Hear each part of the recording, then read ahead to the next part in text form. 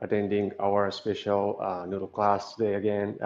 So my name is Akira, and this is maybe me, my colleague, and so we are making high hydration noodles today, and like this is my favorite, my personal favorite ramen noodles, and so through this class, we're just gonna walk you guys through how exactly how to make this type of noodle and these type of ramen noodles, and yeah, so just gonna just briefly talk about it, how exactly how it's made, and I'm gonna talk about like exact recipes of this noodle, and after that, like me is gonna start making it on a ramen noodle machine, and so you guys are gonna be able to like make this type of noodle like from scratch yourself, like by watching this class. So let's get in. So I wrote this what kind of the notes on the whiteboard, and I would just want to go through this one by one. And so we're making like high hydration ramen noodles today, and there are many actual types of high hydration ramen noodles, and but like we're making a particular type of ramen, high hydration ramen noodles, and this chart sort of describe like different types of ramen noodles, and basically like this horizontal line represents hydration ratio, and in Japan or like in ramen noodle world, right? We categorize different types of ramen noodles by hydration. Like I was just saying like high hydration ratio noodle, right? So high hydration ratio noodle, like that's here. So like above like this hydration, like horizontal line, that's above anything more than 40%, 40% to the weight of noodles or the weight of flour, that's considered high. And somewhere between 31%, like 38%, that's considered medium. And we categorize anything below 30%, we consider it as low hydration ratio noodles. We did the class on Hakata style like tonkotsu noodles before last week, and it's up here, right? So like it's hard because like protein is high, right? Protein in flour is high, and hydration wise like it's pretty low, like 25, like 28%. But when you look at here, like we have like tukime, like dipping noodles, it's pretty high in like hydration, but like pretty low, right? Low in like protein content of flour. So it's pretty, I mean, it's soft noodles.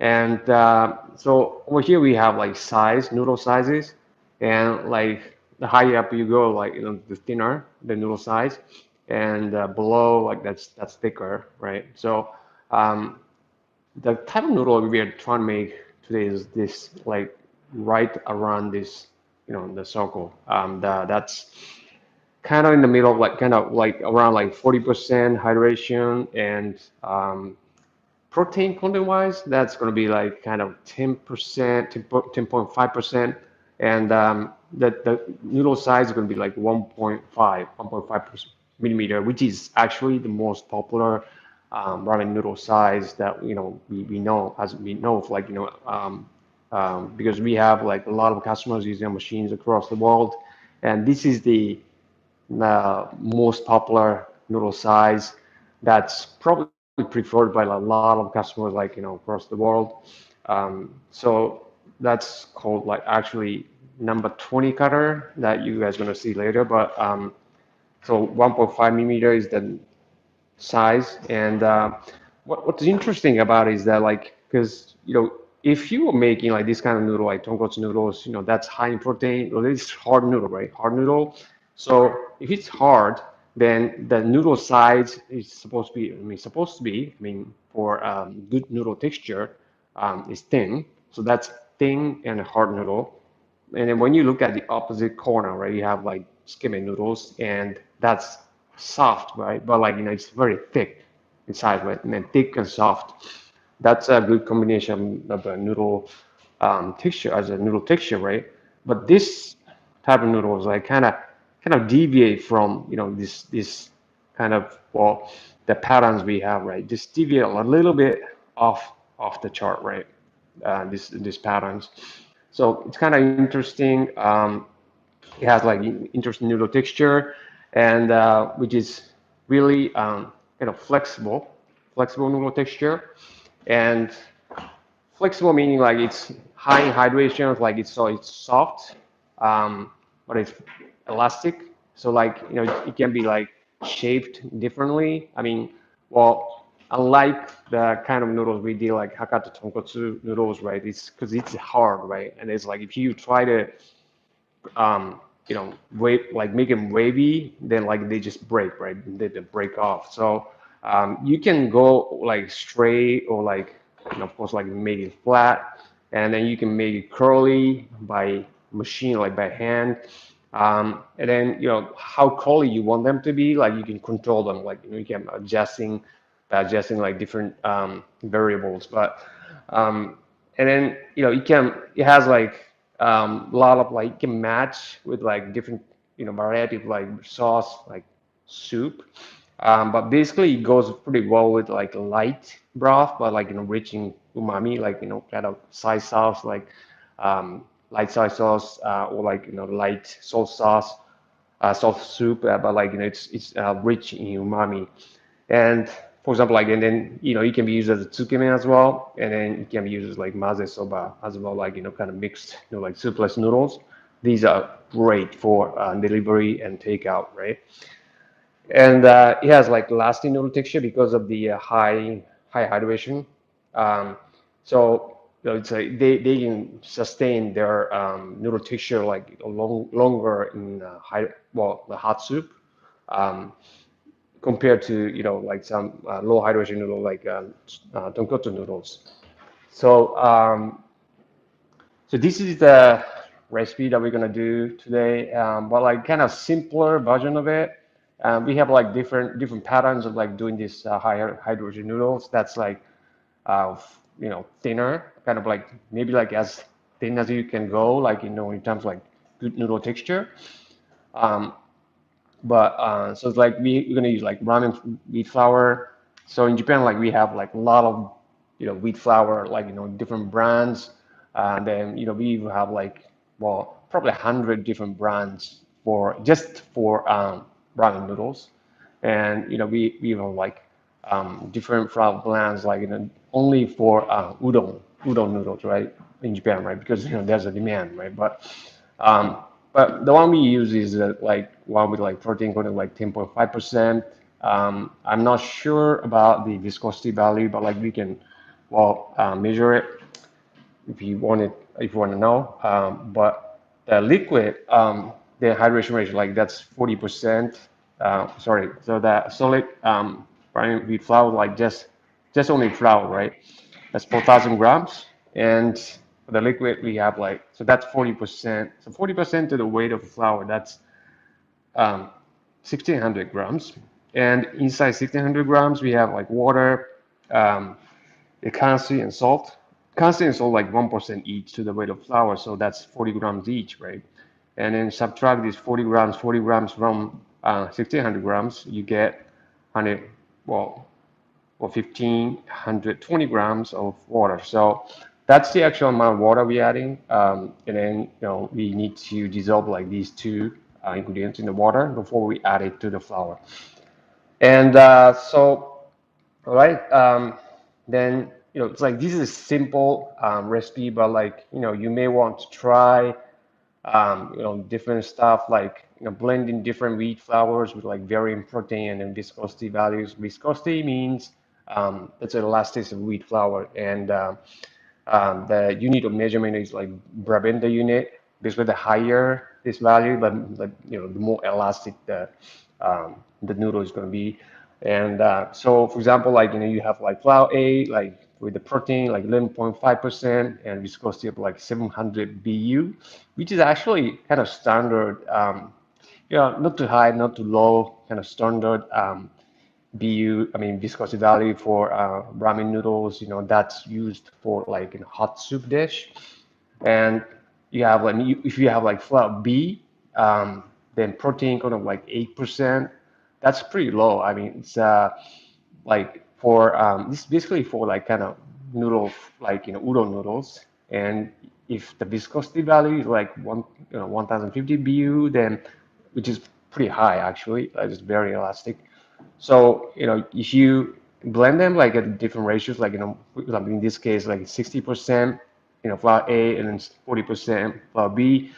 And, you can play them around like different, like 50%, 50%, the 70%, 30%, like, so you're just kind of increasing, the hardness, by adding like more, of the A, or like like increasing the elasticity, right? Elasticity by like, well, adding a B, but like, well, in exchange, like you're kind of like softening the noodle texture, right?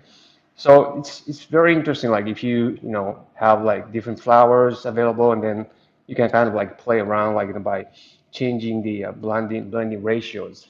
And then um, the other thing you maybe like you might want to do is like adding like different solid ingredients like rye flour, like the whole wheat flour, like and some other grain flours like that are locally available in your place, right?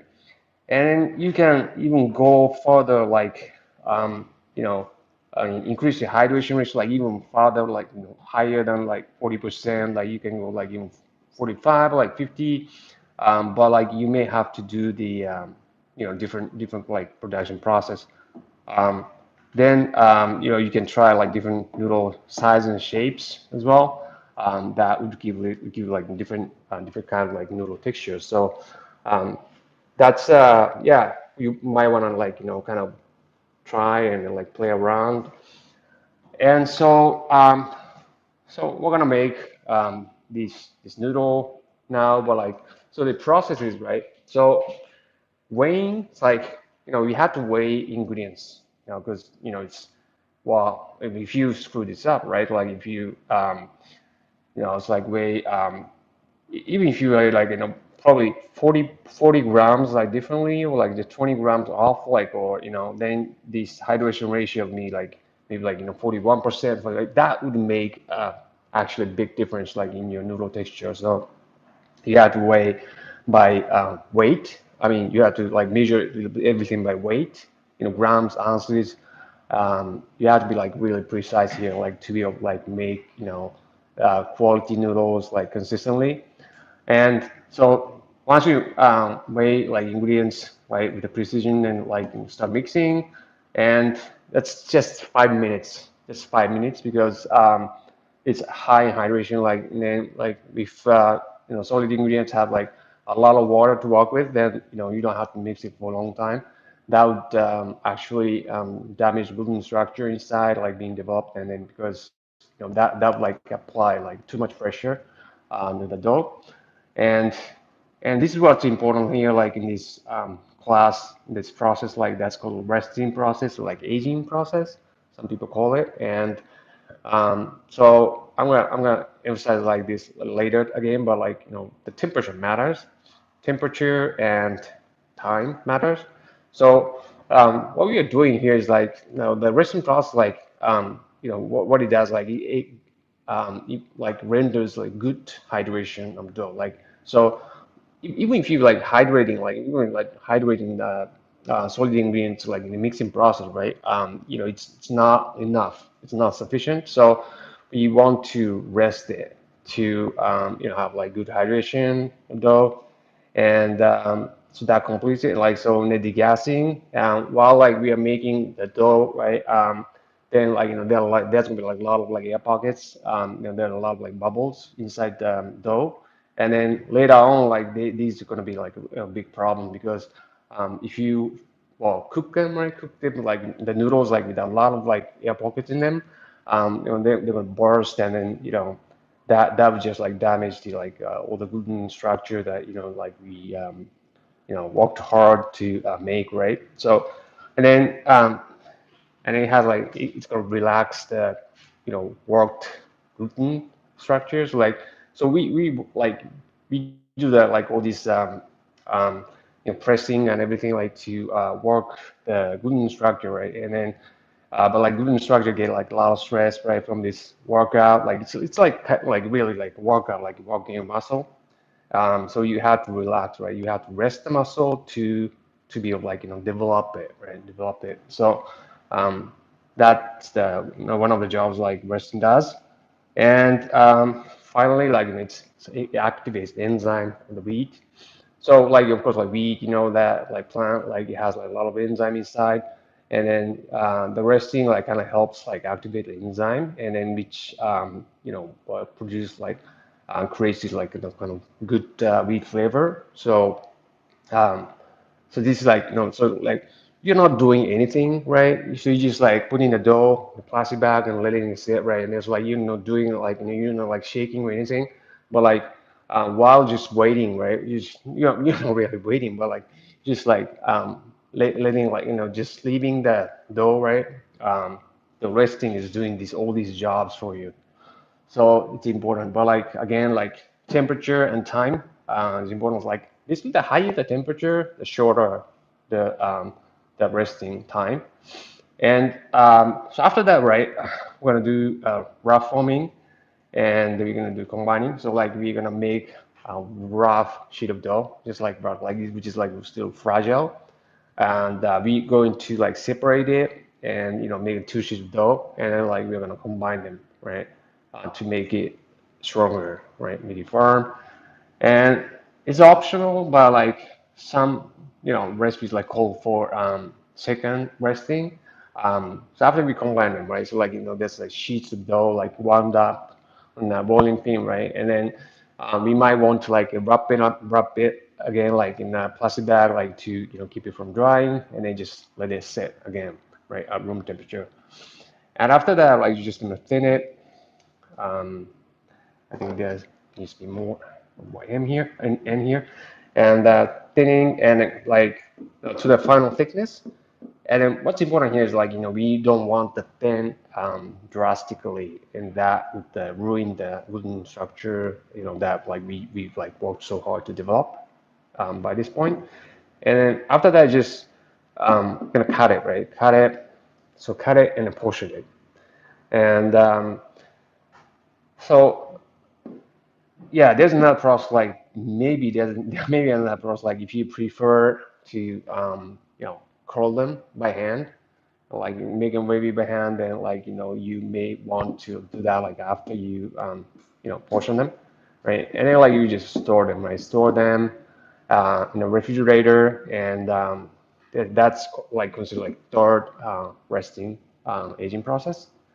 And yeah, then these like resting process like three stages, and these are all for better noodle texture. So that's high hydration rich noodle is, and then so now it's time for yeah, noodle production. And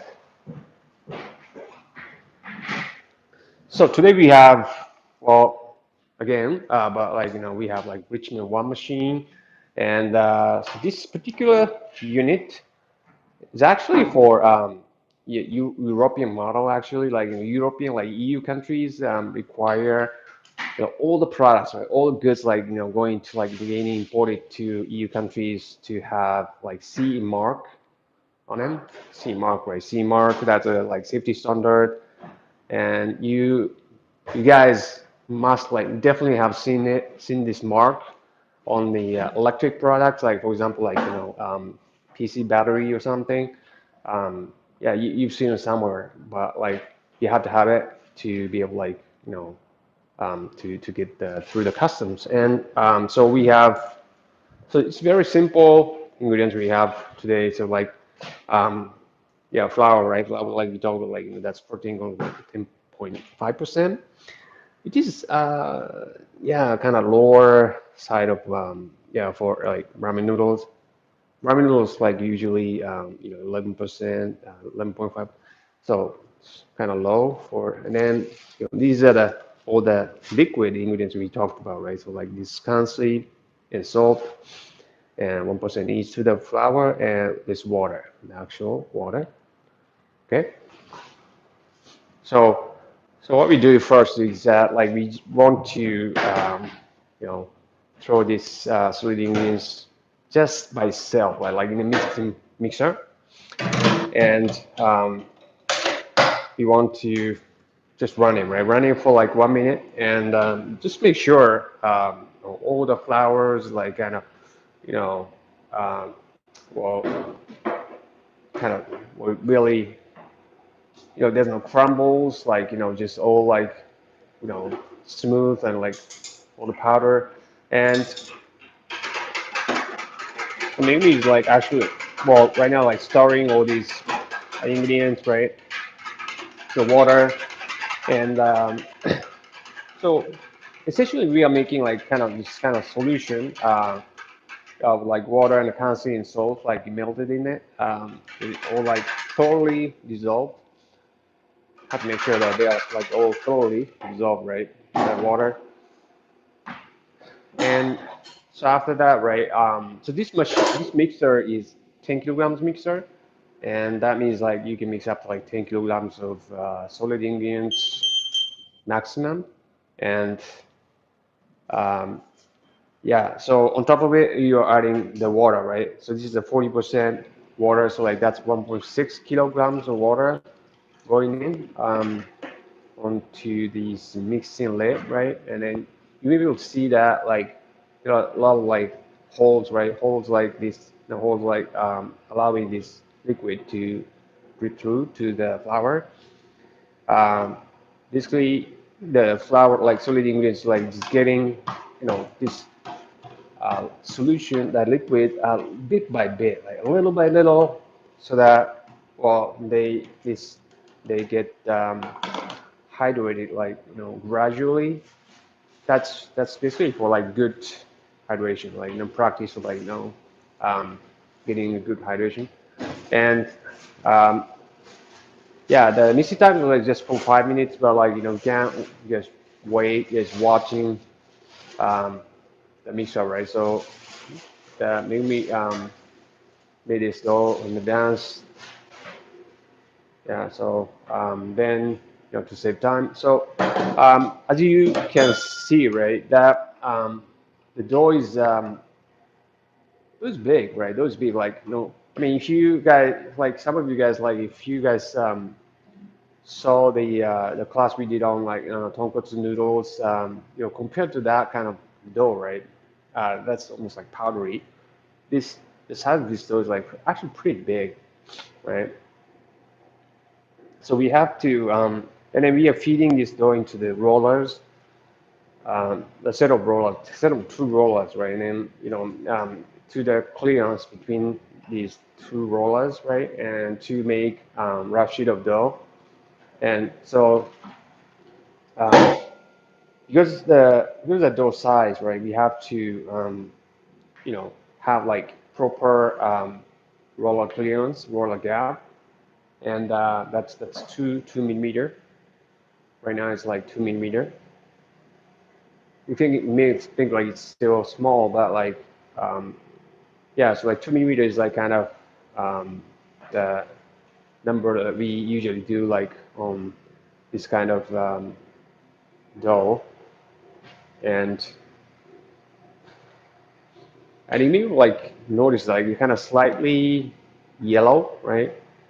And like but when you saw like just the flour, right? Like it was like really white, and like there's no like sign of like becoming yellow, right? But like it's um, the effect of the currency, and well, and the currency that we use, right, is like it's basically a combination of potassium carbonate, sodium carbonate, and basically potassium carbonate is the one that does the job of like kind of making it yellow and um, has this there's like certain like smell that like some people actually don't like, kind of unpleasant smell. Um, but we need to, but like it also like makes the noodle texture harder. Um, so it's something like we have to have like to make ramen noodles. But so it's like so this is the first process, like first sheeting process that we doing, and then um, it's yeah, like we are going slow, obviously, and then on purpose, and but we're gonna go slow, right? First, to make sure that like we're actually applying good pressure the dough like run the first round of sheeting and you know oh so 4 minutes is up and a mixer and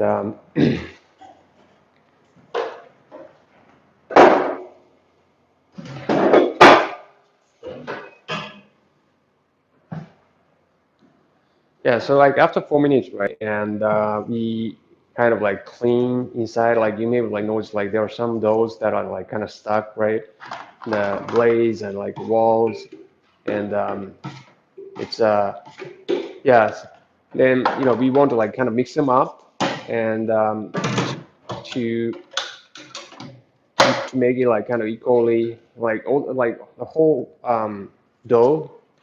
We want to like purpose mixing like the no well making the dough like really well hydrated. So that's the process. And then after that, like just add the rest of the water, just brick it and run it for 1 more minute. So the total mixing time is 5 minutes. And so the next process, right, is we we cover like the combining process. So after you make this sheet, right, sheet like that's still rough and like weak, like fragile, um, we want to make it firm, right? We want to like develop like wooden structure inside like further, and so we want what we want to do is that like we want to separate it and make basically like two sheets, two separate sheets, and then we want to combine them right through the rollers. And okay, the mixing is done.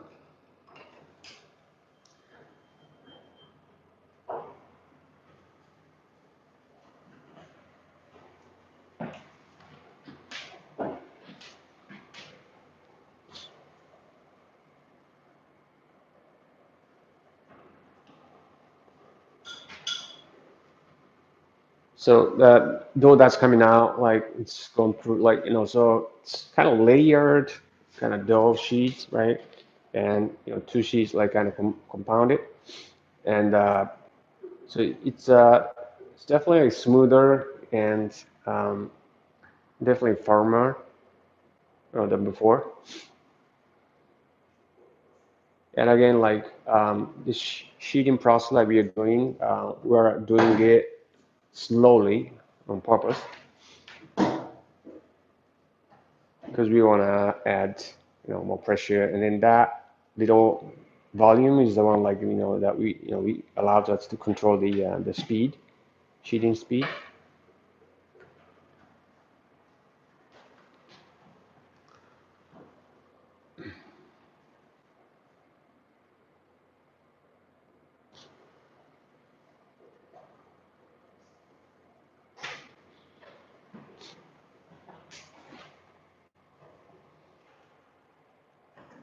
Okay, so that was the first combining process, and we usually want to do it like twice, well, to make sure that like gluten structure is fully developed and the dough is like firm enough. Um, just usually twice, like 1 to 2 times. Well, there are some people like who ask us like what if like we do it like 3 times, like 4 times. But we did a test before and then it didn't really well change that like the noodle texture, like strength of the dough by that much. So if we do it twice, that's enough.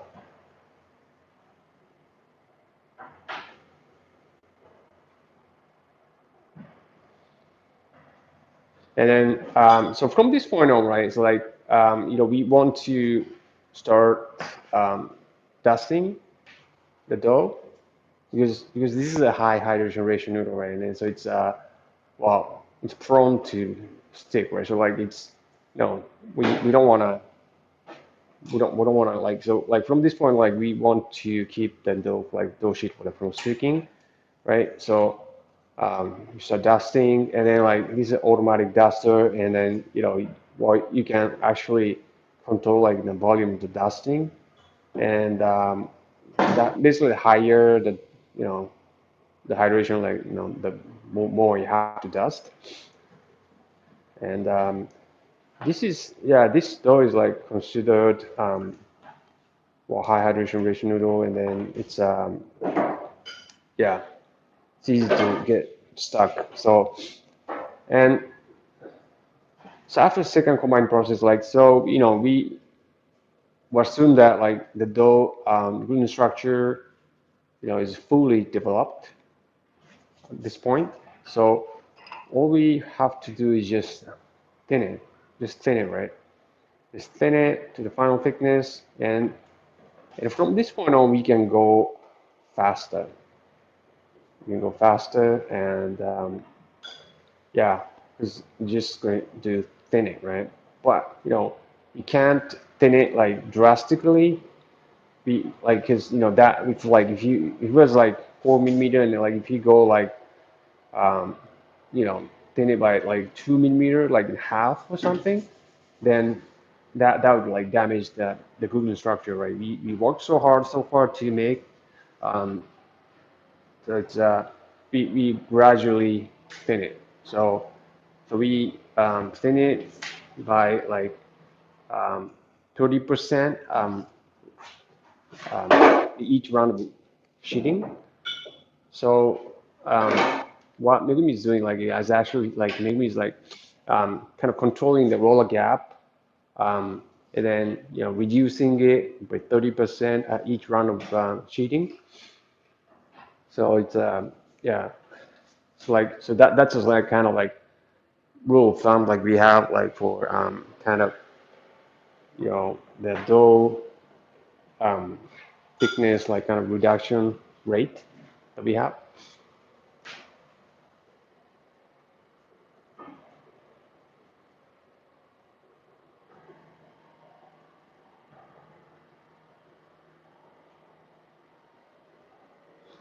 So you may have to like do a couple rounds of sheeting before you start, you can start cutting it.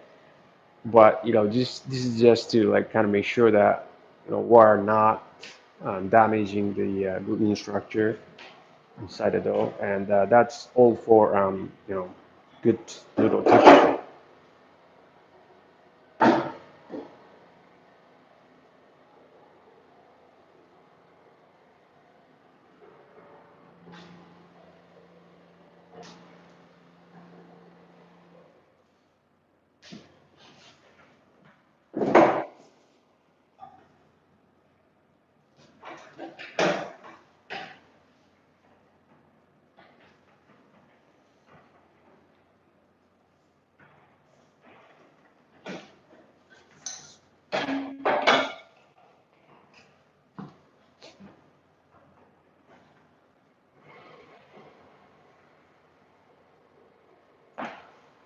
So we're going for another round of sheeting, like thinning, and next round, like we're gonna start cutting, and again, like we can go faster, and from this point on, and so this Richmond One machine is certified for like C mark, and then we've been like shipping it like for the past like 10 years, and then well, because it has like 10 kilograms mixer, like that's separate motor from the roller unit.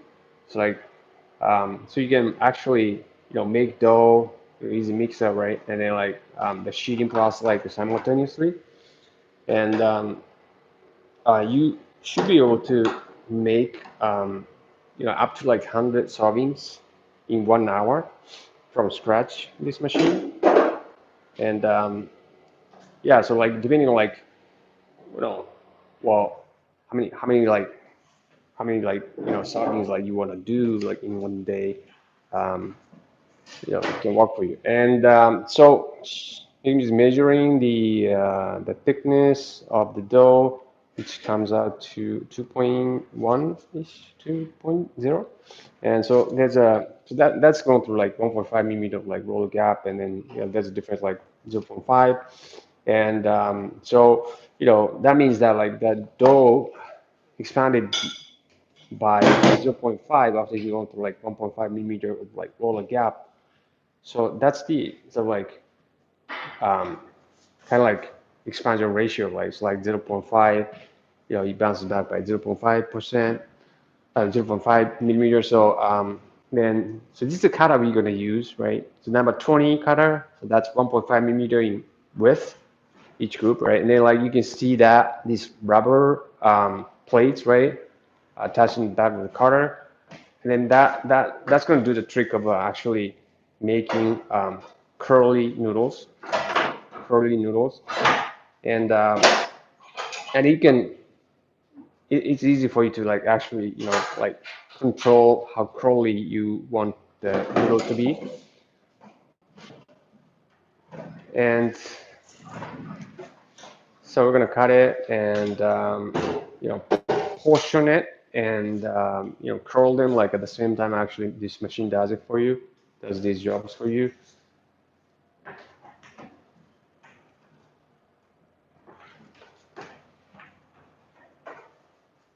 All right, let's start cutting.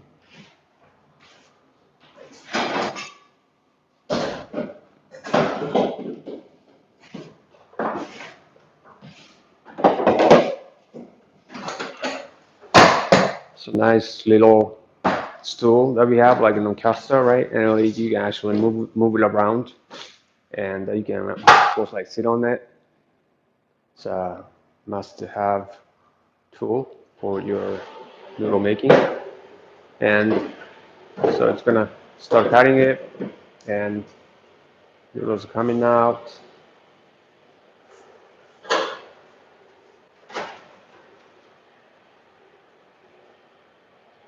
And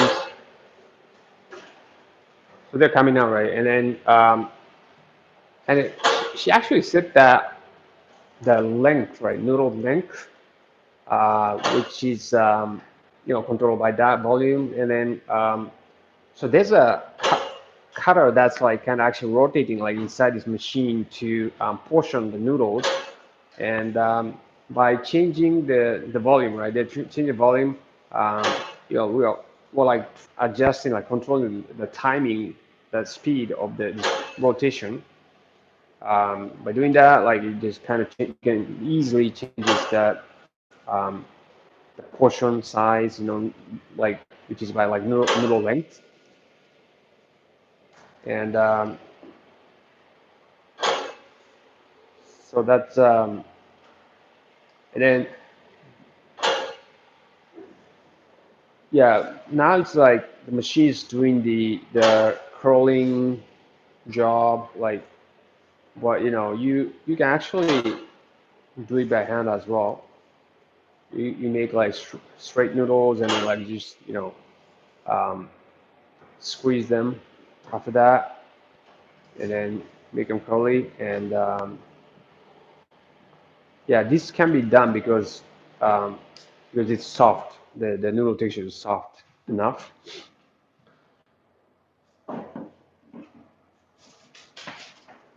So that's yeah. So like that's like high hydration ratio noodles, like 40% and 1.5 millimeter width, and the actual thickness is 1.3 millimeter. So, this is probably like as thin as you can go with for this kind of high hydration ratio noodles. Um, if you go thinner, then noodle texture would be like kind of not really good. Like so, so these are the noodles like actually Megumi made like 2 days ago, and so these are noodles actually. These are called up, right? But like this is by hand. Like she called them by hand, and just straight, right, of course. And so this is a 2 day old. These noodles are 2 day old, like refrigerated. And so the longer, I don't know, like it's kind of interesting, like how the noodles, like noodle texture change over time. And like so, if you make your noodles right, and they're like you'll probably try it right away, like try it right away, and then like see, how the noodle texture is, and then like, put in put the rest like in the fridge, right? And then like, next day you come in like, and then try like, one portion and then see like how it changes in like 2 days, 3 days, 4 days, right? So you'd be amazed like, how the noodle texture changed over time. And then so that's the third resting process. Like, what it does is like pretty amazing. Um, so like each ramen shop has like its own sort of like preferred like, kind of resting time. And so it's yeah. So like you should find yours too, by kind of trial and error, like, trying out like, um, the same noodles, like, being aged like over, 3 days, like 4 days, 5 days.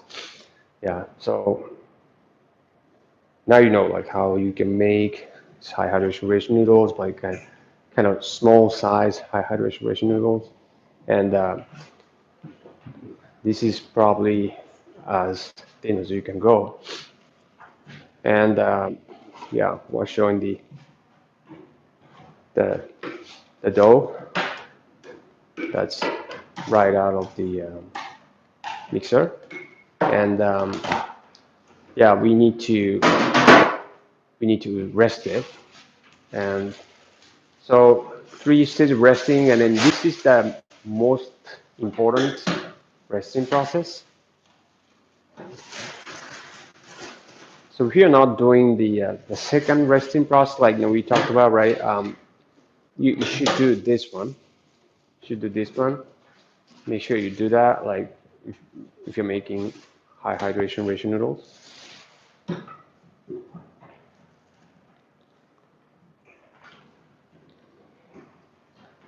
Right, so that's about like what we have for today, and then so thank you so much for watching. And if you haven't already, please subscribe to our channel. And if there's anything that you guys are interested in learning, like, for us to be like doing in the classes, please send us those comments, like some requests in the email, or like, contact form that we have like on the website. That's www.yamatonoodle.com.